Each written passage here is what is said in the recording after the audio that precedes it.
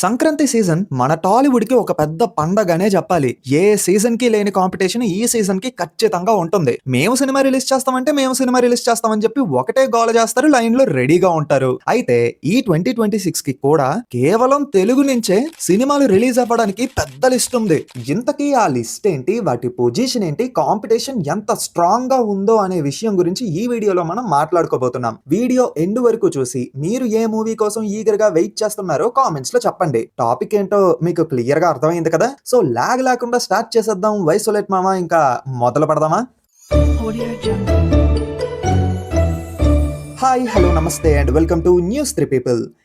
ఇప్పుడు మనం చెప్తున్న అన్ని మూవీస్ ఒఫీషియల్‌గా సంక్రాంతికి వస్తున్నాయని చెప్పి అనౌన్స్ చెయ్యబడినవి. అన్‌అఫీషియల్‌గా వచ్చే ఛాన్స్ ఉంది అన్న తెలుగు సినిమాలు ఏవి ప్రెజెంట్ సంక్రాంతి రేస్‌లో అయితే లేవు. అయినా ఎప్పటికే లిస్టు బాగా ఎక్కువైందిలేండి. సర్లే లిస్ట్‌లోకి వెళ్ళిపోదాం. Number 5 Ravi Teja and Kishore Tirumala movie. సైలెంట్‌గా అనౌన్స్‌మెంట్ అయ్యి చాలా ఫాస్ట్‌గా షూటింగ్ పూర్తి చేసుకుంటున్న మూవీ ఈ సినిమా. రవితేజ గారి 79th మూవీ అనుకుంటా ఇది. ఈ సినిమా నుంచి ఎటువంటి అప్డేట్స్ లేవు, కానీ సంక్రాంతికి మాత్రం తప్పకుండా వస్తున్నామని పోస్టర్స్ రిలీజ్ చేసి చెప్తున్నారు. ఈ మూవీ ఏంటంటే ఒక ఫ్యామిలీ ఎంటర్టైనర్ అని అయితే బయట టాక్ నడుస్తుంది. ఫ్యామిలీ ఆడియన్స్ ని అట్రాక్ట్ చేయడం కోసం మూవీని సంక్రాంతికి రిలీజ్ చేయాలని ఫిక్స్ అయ్యారు అనుకుంటా movie team. Last time 2 సంక్రాంతిలకి Raviteja గారి సినిమా వస్తుందని అనౌన్స్ చేయబడిన ఆ సీజన్ కి అయితే రిలీజ్ అవ్వలేదు. కనీసం ఈ సినిమా అయినా ఈ సీజన్ కి రిలీజ్ అవుతుందో లేదో వెయిట్ చేసి చూడాలి. నెంబర్ 4 నారీ నారీ నడుమ మురారి. ఇది మన శర్వానంద్ గారి మూవీ అన్నమాట. షూటింగ్ పూర్తయిపోయి రిలీజ్ కి రెడీగా ఉన్న మూవీ. కాకపోతే సరైన రిలీజ్ డేట్ లేక డిలే అవుతూ వస్తుంది. ఈ మూవీ నుంచి ఫస్ట్ సింగిల్ కూడా బయటకు వచ్చింది. పర్సనల్లీ నాకైతే ఆ సాంగ్ బానే అనిపించింది. అది పక్కన పెడితే ప్రాపర్ రిలీజ్ డేట్ కోసం వెతికి లాస్ట్ కి ఈ మూవీని సంక్రాంతికి రిలీజ్ చేద్దామని ఫిక్స్ అయిపోయి ఒఫీషియల్ గా అనౌన్స్ చేసేశారు. ఇది కూడా సంక్రాంతికి పర్ఫెక్ట్ మూవీ అనే చెప్పాలి. ఎందుకంటే లవ్ అండ్ ఫ్యామిలీ ఎంటర్టైనర్ ఇది. పైగా శర్వానంద్ గారికి సంక్రాంతి బాగా అచ్చొచ్చిన సీజన్ అనే చెప్పాలి. ఎక్స్ప్రెస్ రాజా, శతమానం భవతి లాంటి బ్లాక్ బస్టర్స్ ప్రీవియస్ గా సంక్రాంతి సీజన్ కి రిలీజ్ అయినవే. ఇప్పుడు ఈ మూవీ కూడా సంక్రాంతికి రిలీజ్ చేయడానికి అయితే ప్లాన్ చేశారు. మరి తప్పకుండా సంక్రాంతికి వస్తుందో లేదా ఈ కాంపిటీషన్ ని తట్టుకోలేక మళ్ళీ పోస్ట్పోన్ అయ్యే ఛాన్సెస్ ఏమైనా ఉన్నాయో లేవో అనేదే వెయిట్ చేసి చూడాలి. నంబర్ 3 అనగనగా ఒక రాజు. సంక్రాంతి సీజన్ కి తగ్గట్టుగా వస్తున్న మరొక సినిమా. నవీన్ అన్న గురించి మనకి తెలిసిందే కదా. వస్తే ఇంప్రెస్ చేయడం తప్ప ఇంకేం తెలియదు అన్నకి. పైగా మూవీకి రిలేటెడ్ గా యాక్టివ్ గా ఉంటూ ప్రతి పండక్కి ఏదో ఒక ప్రోమో వదిలి ఆడియన్స్ ని ఇంప్రెస్ చేస్తూ ఉన్నారు. రీసెంట్ గా దివాళీకి వదిలిన వీడియో కూడా హైలైట్ ఉంది అనుకోండి. ఈసారి కూడా ఎంటర్టైన్మెంట్ విషయంలో అస్సలు తగ్గేదే లేదన్నట్టుగా చాలా కాన్ఫిడెంట్ గా ఉన్నారు. మరి ఆ కాన్ఫిడెన్స్ కి తగ్గ కాంటెంట్ ఇస్తారో లేదో అనేదే చూడాలి. నవీన్ అన్న మీద ఉన్న నమ్మకం ఏంటంటే డిసప్పాయింట్ చెయ్యరు అని. ఈసారి కూడా డిసప్పాయింట్ చేయకుండా 100% ఎంటర్టైన్మెంట్ ఇస్తే అదే హ్యాపీ అనుకోండి. Number 2 the Raja Saab. After a very long time Prabhas గారి ఫ్యాన్స్ ఆయనని ఎలా చూడాలి అని అనుకుంటున్నారో అలా చూడబోతున్నారు. ఒకప్పటి చిలిపి ప్రభాస్ ని చూడాలి అని చాలా ఆశతో ఎదురు చూస్తున్నారన్నమాట. ఆ ఎదురు చూపుకి తగ్గ సినిమా అయితే రాజా సాబ్ అనే చెప్పాలి. కానీ మ్యాటర్ ఏంటంటే ఈ మూవీ మీద నాకు కొంచెం డౌట్ ఉందనే చెప్పాలి మామ.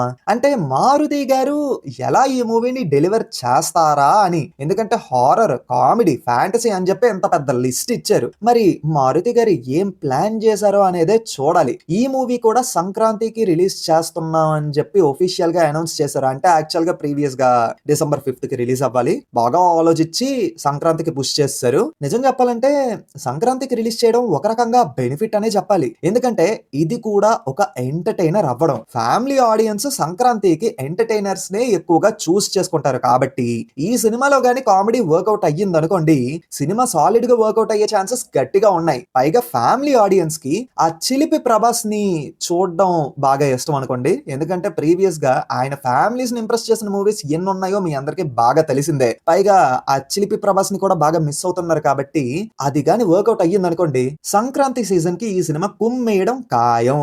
నెంబర్ 1 మన శంకర్ వరప్రసాద్ గారు. సంక్రాంతి సీజన్ కా బాప్ ఫ్యామిలీ ఆడియన్స్ కి మోస్ట్ ఫేవరెట్ పర్సన్. మన అనిల్ రావుపుడి గారి నుంచి చిరంజీవి గారి కాంబినేషన్ లో వస్తున్నటువంటి బ్యాంగరే మన సంక్రాంతి ఆయన సంక్రాంతికి వచ్చి సంక్రాంతికి అలవాటైపోయింది. మన శంకర్ వరప్రసాద్ గారు సంక్రాంతికి అనిల్ గారి మూవీ అంటే చాలు వన్ సైడ్ అయిపోయింది అని అందరం ఫిక్స్ అయిపోతాం. కానీ ఈసారి ఎందుకో కొంచెం గట్టి కాంపిటీషనే ఉందని చెప్పాలి ఆయనకి. ఎలా అంటారా? ప్రీవియస్ గా ఆయన 3 సార్లు సంక్రాంతి సీజన్ లో పార్టిసిపేట్ చేశారు. ఒకటి F2 ఆ మూవీతో పాటు ఎన్టీఆర్ బయోపిక్ అదొక డ్రామా అండ్ వినయ్ విదయ్ రామ అదొక మాస్ కమర్షియల్ మూవీ. ఈ 2 సినిమాలతో కంపేర్ చేస్తే F2 మూవీ ఒక కంప్లీట్ ఎంటర్టైనర్. పైగా ఆ 2 సినిమాలకి మిక్స్డ్ టాక్ రావడం F2 కి ఒక రకంగా బెనిఫిట్ అయిందని చెప్పాలి. పైగా కంప్లీట్ ఎంటర్టైనర్ అవ్వడం వల్ల ఫ్యామిలీస్ కి ఈ సినిమా బెస్ట్ చాయిస్ అనిపించింది. బాగా వర్కౌట్ అయ్యింది. నెక్స్ట్ సరిలేరు నీకెవరు కాంపిటీషన్ లోని అలా వైకుంఠపురంలో ఉంది. 2 ఎంటర్టైనర్సే కాబట్టి పోటా పోటీగా వెళ్ళాయి.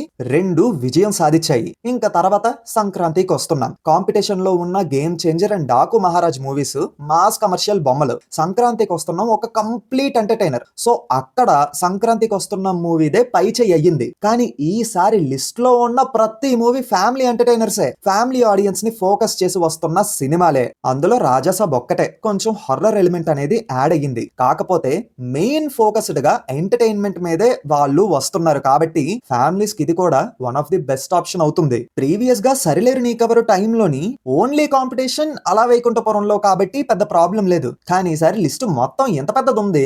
అన్ని ఫ్యామిలీ ఎంటర్టైనర్సే. అప్పుడు చెప్పండి కాంపిటీషన్ గట్టిగా ఉన్నట్టే కదా.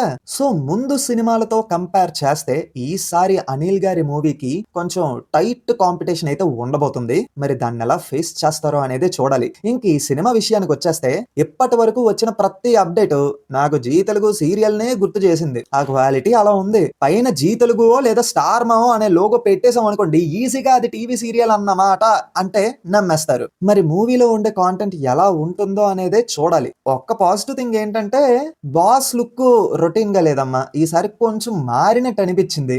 లేకపోతే మరీ దారుణం. సైరా గాడ్ ఫాదర్ ని పక్కన పెట్టేస్తే మిగతా అన్ని మూవీస్ మాక్సిమం ఒకటే లుక్ ఒకటే గెటప్ ఒకటే అవుట్ఫిట్. సరే అది పక్కన పెట్టేద్దాం. మీసాల పిల్ల అని చెప్పి ఒక సాంగ్ అయితే రిలీజ్ చేశారు కదా, అది కూడా అంతగా ఎక్కలేదు మామ. గోదావరి గట్టు పైన సాంగ్ వైబ్ ని మ్యాచ్ చెయ్యాలని చెప్పి అనుకున్నారు కానీ మ్యాచ్ అవ్వలేదు. అయితే ఈ మూవీలో మన వెంకీ మామ ఒక ఎక్స్టెండెడ్ క్యామియో రోల్ ప్లే చేస్తున్నారని ఒఫీషియల్ గా చెప్పారు. మరి చూడాలి ఈసారి అనిల్ గారు ఏం చేస్తారో అనేది. ఇదిలా ఉంటే తమిళ్ నుంచి తెలుగులో కూడా రిలీజ్ చెయ్యాలని చెప్పి ప్లాన్ చేసుకుని ఒక 2 సినిమాలు వస్తున్నాయి. అవి కూడా ఒఫీషియల్లీ అనౌన్స్ అయ్యాయి. పొంగల్కే రిలీజ్ చేస్తున్నామని విత్ ఇంక్లూడింగ్ రిలీజ్ డేట్స్. ఒకటి 9th జాన్యువరికి వస్తుంది. తలపతి విజయ్ గారి చివరి సినిమా అని అయితే అంటున్నారు, జననాయగన్ మూవీ. ఇంకొకటి శివకార్తికేయన్ గారి పరాశక్తి మూవీ 14th జాన్యువరికి అయితే రిలీజ్ చేస్తున్నారు ఈ సినిమాని. ఇంకొక మూవీ అనౌన్స్మెంట్ అయితే ఇవ్వలేదు కానీ పొంగల్ ని టార్గెట్ చేస్తున్నారని అయితే న్యూస్ ఉంది. అదే సూర్య గారి కరుపు మూవీ. ఈ మూవీని సంక్రాంతికి రిలీజ్ చెయ్యాలని అనుకుంటున్నారట.